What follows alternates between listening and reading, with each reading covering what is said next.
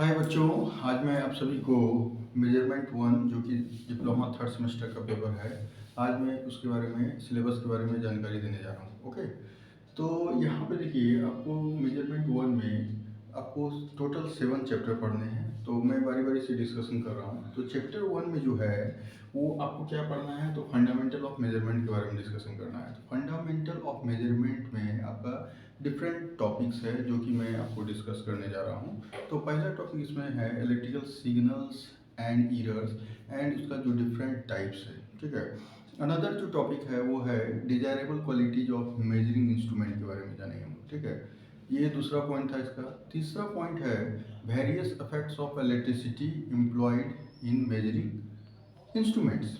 And जो इसका last topic आपको पढ़ना होगा वो है क्लासिफिकेशन ऑफ मेजरिंग इंस्ट्रूमेंट्स। तो यहाँ पे फंडामेंटल्स ऑफ मेजरमेंट में आपको 4 टॉपिक कवर करने हैं। ठीक है, अनदर जो चैप्टर है वो चैप्टर 2 है जो कि measurement of current end voltage है। मतलब हम लोग यहाँ से क्या करेंगे, करंट एंड वोल्टेज का मेजरमेंट करेंगे। तो इसके लिए हम लोग क्या क्या इसमें डिस्कशन करेंगे, तो इसमें आपको एक PMMC मतलब परमानेंट मैग्नेट मूविंग कॉइल इसको बोलते हैं कि ये जो इसका आपको वर्किंग प्रिंसिपल करना है। ठीक है, इसका कंस्ट्रक्शन के बारे में जानेंगे। ठीक है, फिर मूविंग आयरन टाइप क्या है, MI जिसको बोलते हैं। फिर डायनमोमीटर टाइप, डायनमोमीटर क्या होता है उसका।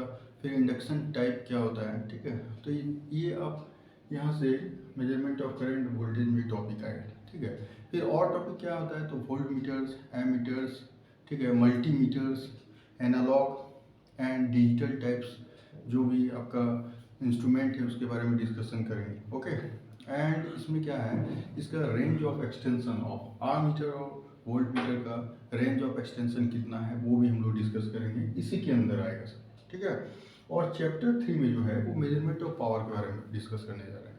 तो मेजरमेंट ऑफ पावर मीन्स क्या है, तो ये वेरी इंपॉर्टेंट चैप्टर होता है। यहाँ से बहुत सारे क्वेश्चन आते हैं आपके सिलेबस के अकॉर्डिंग। ठीक है, तो यहाँ पे जो आपको पढ़ना है मेजरमेंट ऑफ पावर में वो क्या है, कंस्ट्रक्शन। तो मेजरमेंट ऑफ क्या, construction of single phase and 3 phase.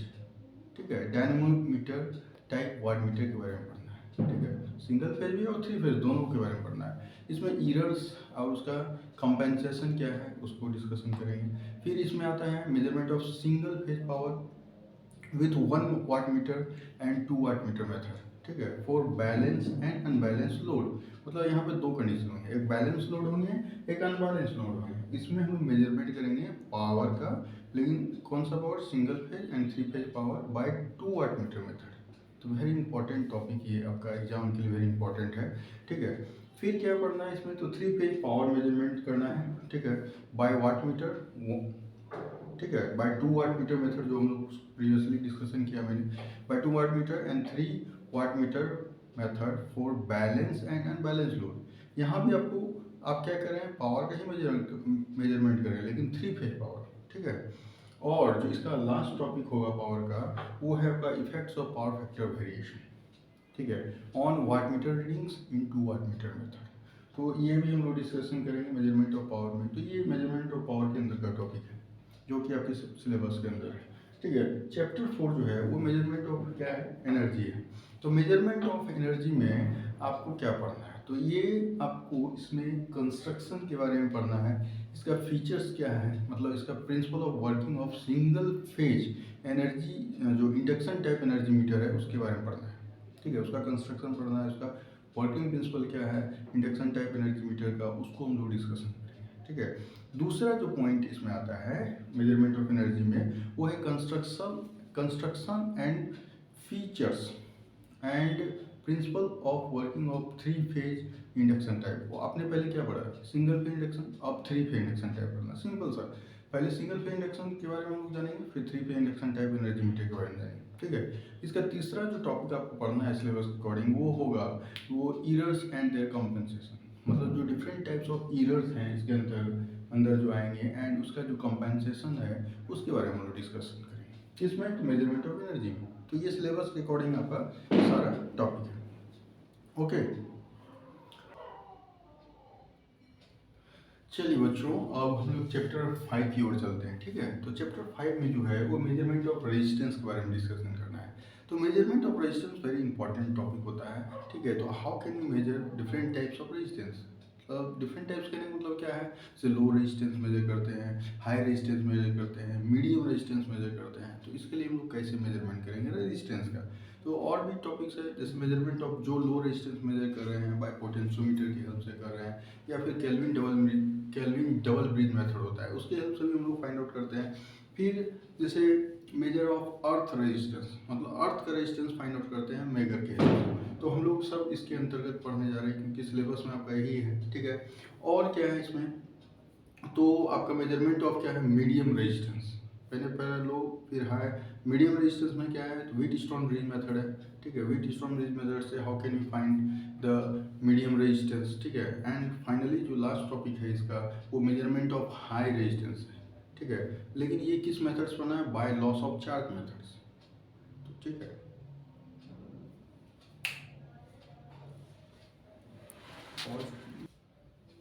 तो हम लोग यहाँ पे डिस्कशन कर रहे थे इसका फिफ्थ पॉइंट को, जो कि measurement of high resistance by loss of charge method है।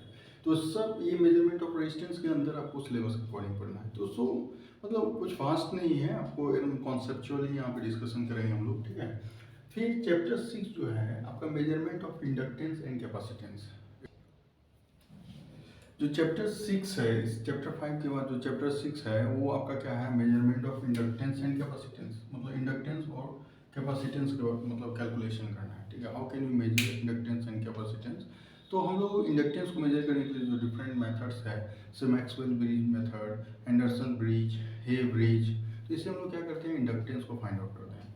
और जो मेजरमेंट ऑफ कैपेसिटेंस है वो हम लोग दो मेथड यूज करते हैं, एक डिसॉर्टी ब्रिज है और एक क्या है आपका शेयरिंग ब्रिज है। तो इससे हम लोग कैपेसिटेंस का कैलकुलेशन कर लेते हैं, ठीक है।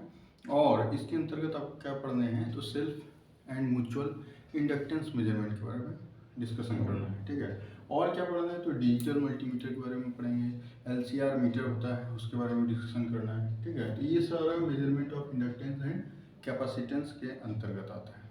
और लास्ट जो चैप्टर है वो चैप्टर 7 जो है वो क्या है आपका, तो चैप्टर 7 में ट्रांसड्यूसर, वेरी इंपॉर्टेंट ये भी टॉपिक है। ट्रांसड्यूसर में आपका क्या करना है सिलेबस में, तो ये इंट्रोडक्शन है डिफरेंट टाइप्स ऑफ ट्रांसड्यूसर का, जैसे प्राइमरी एंड सेकेंडरी है, एक्टिव एंड पैसिव ट्रांसड्यूसर होता है, तो उसके बारे में हम लोग यहाँ पे डिस्कशन करेंगे इस चैप्टर के अंदर।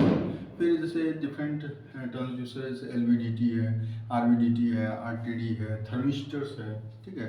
तो वो भी हम लोग डिस्कशन करेंगे यहाँ पे।